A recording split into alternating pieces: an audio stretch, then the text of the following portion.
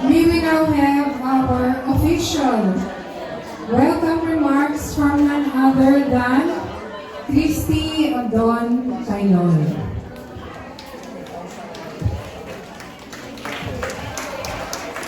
Magandang umaga po sa inyong lahat. Dahil po ang tema natin ngayon ay Tagalog, pagpaunganhin po ninyo ang pagbigkas po ng Tagalog, na minsan po ay malalim daw, na sabi ni LB ay nakakadunod na. Pagpatawad po ninyo at babasahin ko rin yung aking opening remarks. Kasi napakahirap po talaga magbigkas ng Tagalog. Pero anyway, isang magandang umaga sa ating lahat. Ako po si Christina Abdon Failon na nagpupugay sa inyong pagdalo dito sa ating pamaskong pagtitipon na inihanda para sa inyo ng mataas na paralan ng CEU pangkat 1972. Ipagpaunganhin ninyo ang aking pagbigkas ng Tagalog sa kadahilanan Pilipina ng ating tema. Nabanggit ko na po ito kanina. Ikinalulugod ko ang pagdalo unang-una ng ating mga kamag-aral sa ika-4 na antas ng mataas na paaralan. Pwede bang tumayo ang mga taga-Section A? Section B. Tumayo po kayo para makita po ng lahat. Section C. Ano section tayo po? Kung ayaw po rin yung tumayo, kumaway na lang kayo. Section D. Marami kasi nahihirapang tumayo. Section E. Section F. Section G.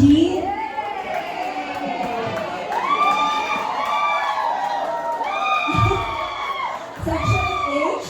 Section H. Ano? Audio. Ayan, dalawa lang sila. Palakpakan natin sila. Dalawa lang sila. Yay! Section I. Lana. Palakpakan naman natin lahat ang ating mga sarili. Pangalawa, pinagpupugay din natin ang ating mga guro na si Miss Betty Lupeñera, ang ating panauhin na si Miss Rosel Chua, ang presidente ng BESAC. Si Mrs. Susido kasi hindi makalarating dahil naka-quarantine siya.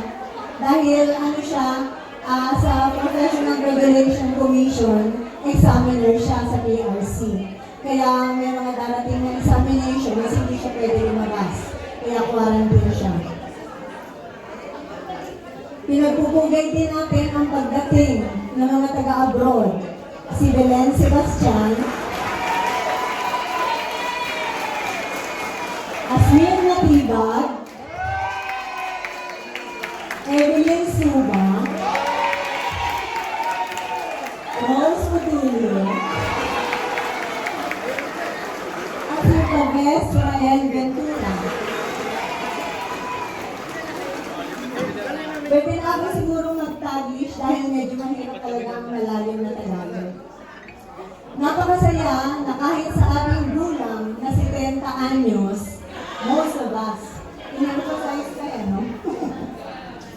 Na tayo pa rin ay binigyan ng ating Panginoon ng pagkakataong magkasama-sama.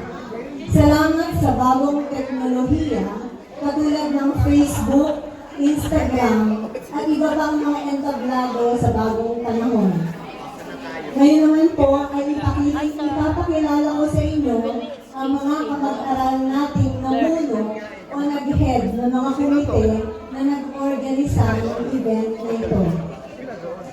Si Harriet Ortega at Belen Sebastian ng ating mga MCs. Si Harriet din po ang nanguna sa paghahanda ng PowerPoint, mga minutes of meetings, na very professional naman palagi. Kaya hindi na namin siya pinawala. Lily at Becky Turla,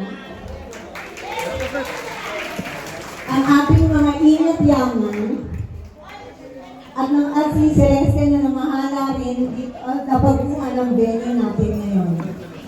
Jonas Sakupan, namuno sa Registration and Loot Bag Committee. Naka-on yan? Move na lang, abante na lang konti. Live. Oh, sorry. Pagpakumanin po ninyo, binibining bet on yate.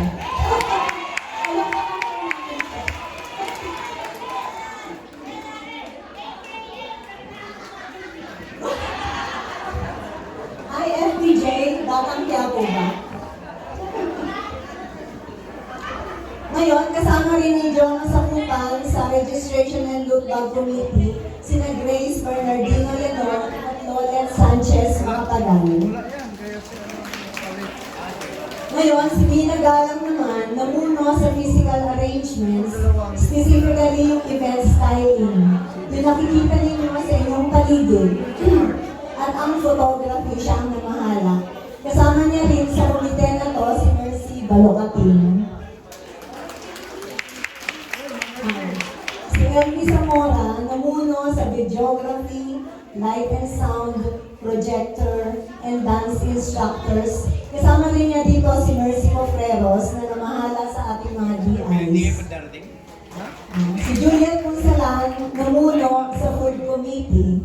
Kasama rin niya dito si Asmin Matibag na nanggaling pa sa US at si Lydia Glungria Bandhauer. Bandhauer ba? Bandhauer.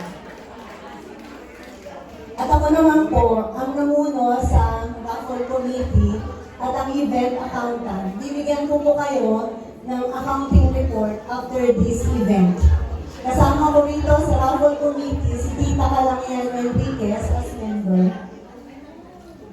Now si Belen Sebastian ang namuno naman sa program committee ang pagkakaayos sa mga dapat gawin sa program.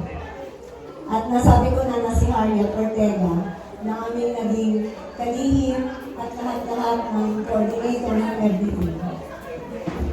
Kami po sa organizing group ay pinakaang mga ituntunin o guidelines sa bawat aspeto na kailangan para mabuo ang event na ito. Ang mga guidelines po ito ay aming sinusunod at kung may kailangang baguhin, ay kailangan ang boto ng mayorya o consensus para ma-finalize ang mga dapat namin iparating sa inyo. Meron lamang po akong ipapaliwanag tungkol po sa mga loot bags. Ang katsa bag po na sinisidlan ng mga bagay ay pinagaloob po ng mga batchmates natin ay aming handog sa inyo. Mamaya po, a-acknowledge namin lahat po ng mga nag-donate. Lalo na po sa loot bag, raffle at sa mga iba pang bagay. Nang mapapansin po ninyo sa loot bag na may mga calendars, ito po ay galing kay Belen Sebastian. We were hoping na sana mabigyan lahat ng big calendars. Pero nung dumating yung delivery sa kanya, ang dumating 50 big calendars at yung iba small. Kaya kung makikita po ninyo, yung sa iba may big calendar, yung iba small. Kaya kung gusto naman po ninyo, makipagpalitan na lang kanyo. Makipagpalitan na lang kayo sa kanilang personal arrangement na lang po. Kasi kahit gusto po namin bigyan ng big calendar sa atin, hindi pwede kasi 50 lang po yung dumating. Sana po naiintindihan natin.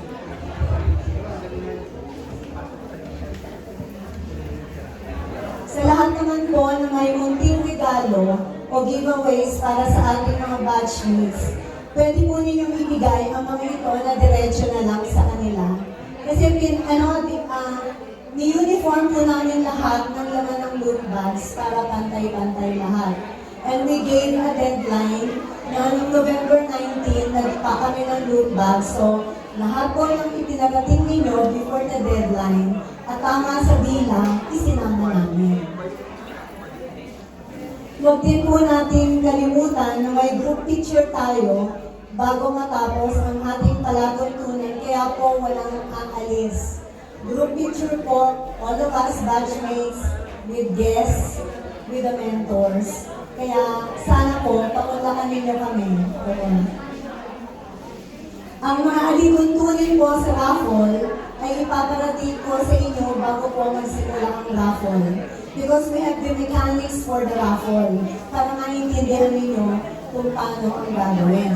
So I hope by this time, lahat ng raffle stubs ninyo ay na-drop na po ninyo dun sa raffle bag, raffle plastic container.